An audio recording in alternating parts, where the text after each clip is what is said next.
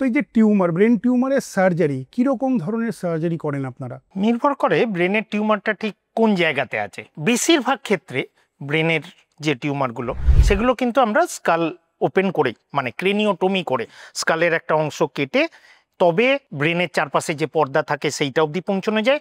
সেই পর্দাটা কাটলে তবে আমরা ব্রেন অবধি পৌঁছাই। কোনো টিউমার ব্রেনের বাইরের দিকে থাকে, ওই পর্দাটা কাটলেই টিউমারের কাছে পৌঁছানো যায়। কোনো টিউমার একদম ডিপ সিটেড, অনেক ভেতরে থাকে, তো সেখানে পৌঁছতে অসুবিধে হয়। কিছু নতুন গ্যাজেটস, অনেক নতুন যন্ত্রপাতি এসে গেছে, ঠিক আছে, স্টিরিওট্যাক্সি, ফ্রেমলেস স্টিরিওট্যাক্সি, যার মাধ্যমে ঠিক জিপিআরএস এর মতো, মানে আপনাকে নিয়ে চলে যাবে ঠিক কোন জায়গায় টিউমারটা আছে, এক্স্যাক্ট পিন পয়েন্ট করে কিছু প্রোবের মাধ্যমে আমরা সেইগুলো টাচ করে দেখলে বুঝতে পারি ঠিক কোন জায়গায় টিউমারটা আছে।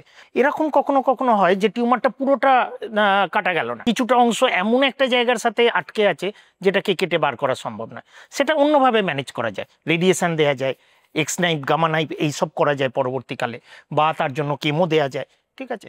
তো মেন লক্ষ্য হচ্ছে টিউমারটাকে লোকালাইজ করা, টিউমার অবধি পৌঁছানো এবং ম্যাক্সিমাল শেপ যতটা ভাবে বার করা সেটাকে কেটে বার করা, এবং তার পরবর্তী অংশ মানে হিমোস্ট্যাসিস, রক্তক্ষরণ বন্ধ করা, ব্রেন ফুলে ওঠা সেটাকে প্রিভেন্ট করা, খিঁচুনি, অনেক সময় অপারেশন চলাকালীনও খিঁচুনি হয়, সেইগুলো যাতে না হয় সেইগুলো প্রিভেন্ট করা।